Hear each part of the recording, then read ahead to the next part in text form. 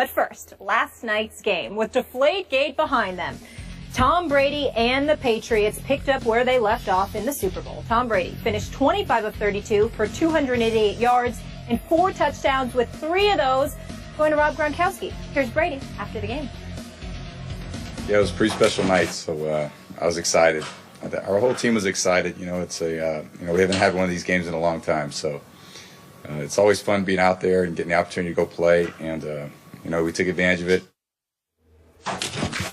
Okay, Stephen A., watching this game last night, do you think the Patriots are capable of repeating as Super Bowl champs? Well, obviously they're capable of repeating as Super Bowl champions. They're the reigning defending Super Bowl champions, okay? So we all know. I mean, they didn't lose everybody. They lost a lot of holes. They have a lot of holes on defense, but you still have Tom Brady. You still got Rob Gronkowski, which we warned the Steelers about coming into this contest. You still have Bill Belichick as your coach. So because of that, definitely there is a capability to win the Super Bowl again. But I'm not going to lie to you. I didn't see a team right now that couldn't be exposed, that couldn't be knocked off. I'm paying attention to what I saw from D'Angelo Williams for the Pittsburgh Steelers. This is not Le'Veon Bell we're talking about. This is D'Angelo Williams. And what did he rush for? Skip Bayless? I believe it was like 127 yards rushing. I mean, it was an impressive performance by him, no question about it. I saw the Steelers moving the football up and down the field. I'm disgusted with Todd Haley. Even though they were moving the football and doing things well, Todd Haley, I know he's a good offensive mind. I'm not trying to act like I'm not trying to engage in hyperbole and act like he should be fired or whatever. I'm just saying that he is a natural irritant to me because he always, as a dire Steelers fan, he is always somebody that rakes my nerves. It's opening drive. Everybody's looking at the New England Patriots. I understand they gave the Steelers, they won the toss and ultimately gave the Steelers the ball first. And the Steelers are marching down the field. And what does Todd Haley do? He ruins everything because he tries a trick play involving Antonio Brown. They lose yards. It ruins their drive. They score nothing. And once again, against the New England Patriots, the Steelers end up starting off at a deficit because you know the second Tom Brady gets the football, it's going to be some trouble for the Pittsburgh Steelers, as it has been in recent years. He has just done what he wants, when he wants, how he wants against the Pittsburgh Steelers. Todd Haley evidently is oblivious to all of this, has no clue about this. So goes out there and instead of rolling with what's working and being relatively conservative and understanding you do not play with this team, especially with this weak secondary we have on the defensive side of the ball for the Pittsburgh Steelers, which is just abysmal as far as I'm concerned. You don't make that kind of call. It ruined everything as far as I'm concerned. From that play, I said, even though I picked New England to win the game anyway, I said right there is why the Steelers going to lose tonight, because you don't make that kind of mistake. Having said all of that, Rob Gronkowski obviously looked big time. Tom Brady was sensational in the first half. I think he completed like 15 of his 17 passes. He was absolutely sensational, no question about it. And you just knew from the time Tom Brady led them out the tunnel that it was going to be a special night. The final score was considerably less than I thought it would be. I thought the Patriots would drop 41. I thought the Steelers would still be able to put up points in bunches, which I still believe, by the way, had they not messed up that first drive. But in the end, they were not going to win this game. And to answer the question again directly, I think the New England Patriots have some things to be concerned about. Because of, even though D'Angelo Williams is no backup, he is the backup in Pittsburgh. And for him to run as effectively as he did yesterday, and for New England to bend a lot, didn't break, but bend a lot in giving up some big pass plays, I think that defense can be exposed. And as a result, I think there are some teams in the AFC that can take them out when it counts most, meaning the playoffs and preventing them from going to the Super Bowl. But they're still the reigning defending Super Bowl champion. So you did not see a potential Super Bowl winner on the field last night? Well, I'm just saying, I just think, listen, you have Tom Brady. Even the way they played last night, you could still end up winning that way. It's just that I think you're easily beatable compared to what you were last year. Really? Based on what I saw. Easily beatable. Okay. Compared to what I saw last year. Okay, first of all, I'm going to give you props for one very good point. The strategic turning point in that game was in that first drive when Todd Haley inexplicably went to a wide receiver pass left-handed Antonio Brown. I don't know what they were thinking, because as a Patriots supporter, I was a little nervous at that point because it looked like they were rolling, because all the obvious plays that he had called had all gone for chunks of yardage. Yeah. I give you that. Now, I could sit here and I could nitpick to pieces the New England Patriots that I've already picked to win this year's Super Bowl, to repeat as Super Bowl champion. Okay. But I'm not going to do that, because I'm going to boil this down to one key point here. I'm going to try to get this through your head one last time, right here, right now, just before Week 1 on Sunday, when we have the full Sunday slate. As long as the New England Patriots have number 12 at quarterback, Thomas Edward Patrick Brady, number 12, as long as they have that guy, they can beat anybody, any place, at any time. They are extremely capable of repeating as Super Bowl champions this year.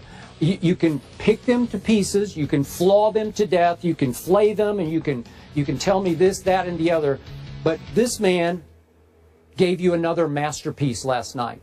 This man is an NFL treasure. And I'm going to say this one more time. I want to publicly thank Judge Berman for having the guts to stand up to the National Football League and to put Roger Goodell back in his sorry place and to free Tom Brady, so we could see that last night on national television. I think even you had to appreciate what you saw last night.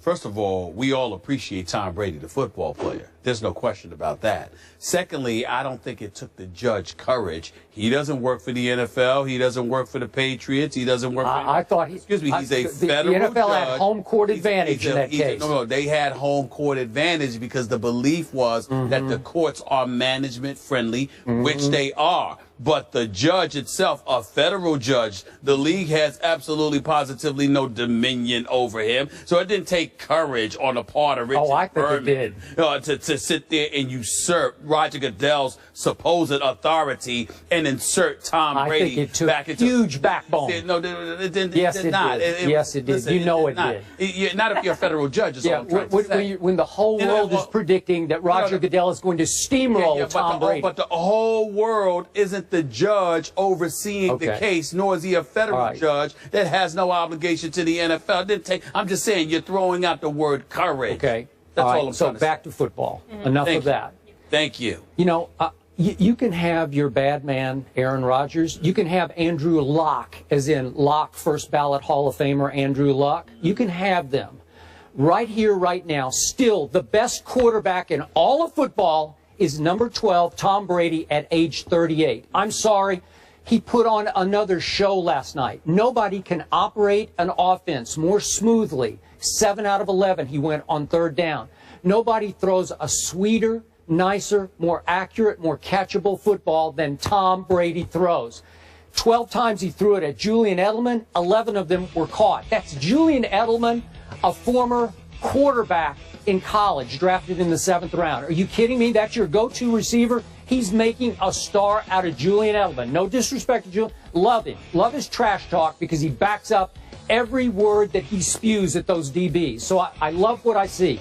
But do you realize the New England Patriots got away last night with starting 3 rookies in the offensive line, including an undrafted free agent from Georgia at center? That's right. They got away with it. It has a lot to do with who your quarterback is. It has a lot to do with who the Steelers' defense is right now, too. You can make that case. You think? But how about little Dion Lewis has been out of football for 2 years, and he starts and plays the whole game for the New England Patriots last night. Little 5'9", 195-pound Dion, and I thought he was pretty good last night. Where do they find these people? How do they do this?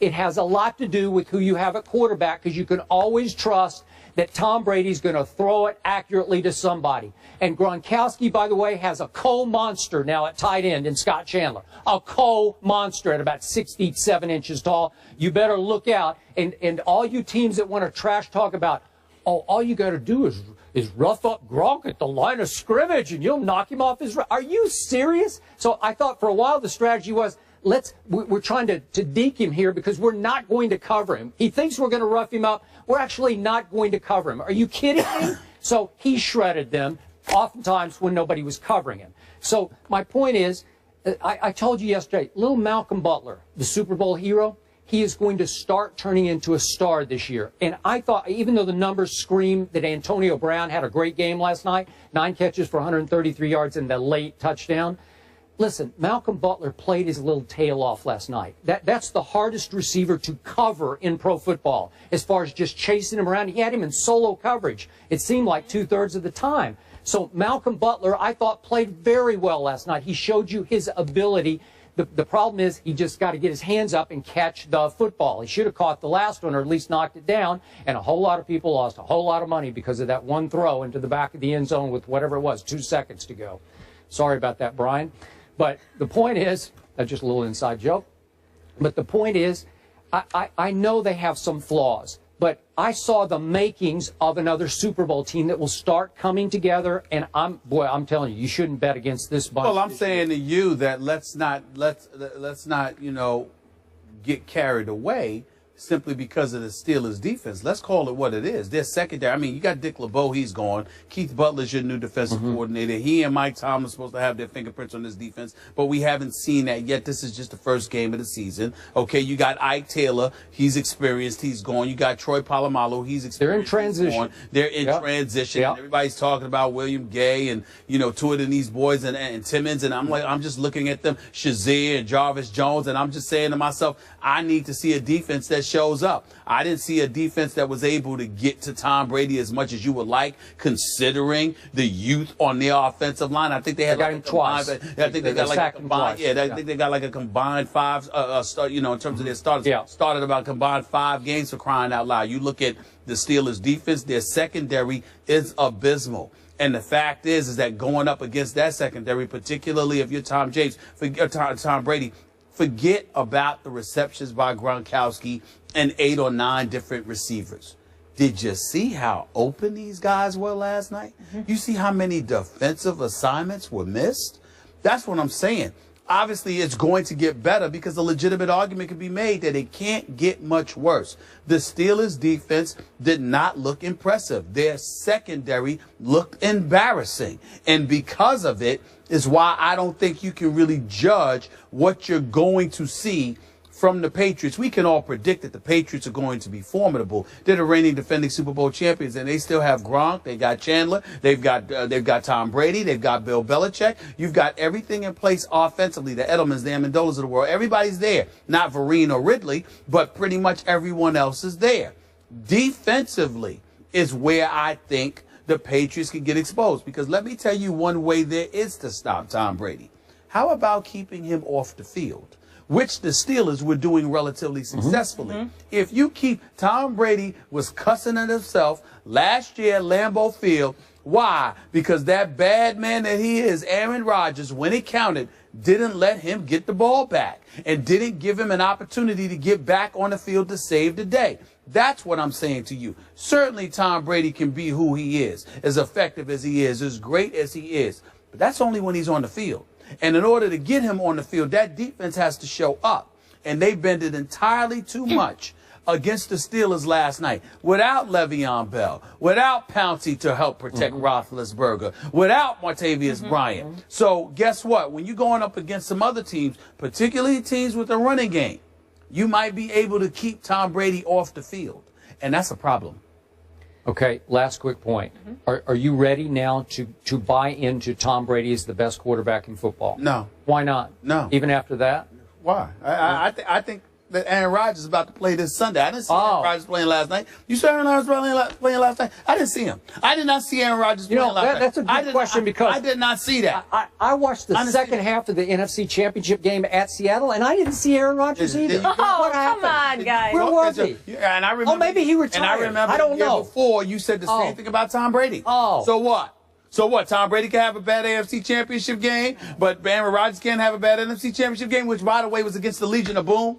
Against the premier defense in the NFL. The same Legion of Boom that got shredded by Tom Brady in the Super Bowl? You mean the same Legion of Boom where Richard Sherman was hurt, Earl Thomas was hurt, Cam Chancellor was hurt? You mean that defense? You mean they weren't hurt in the NFC Championship game? By the way, excuse me. They were already hurt. They were no. They got hurt then. They were really hurt in the Super Bowl before the game began. Oh, so they got hurt in practice before the Super Bowl?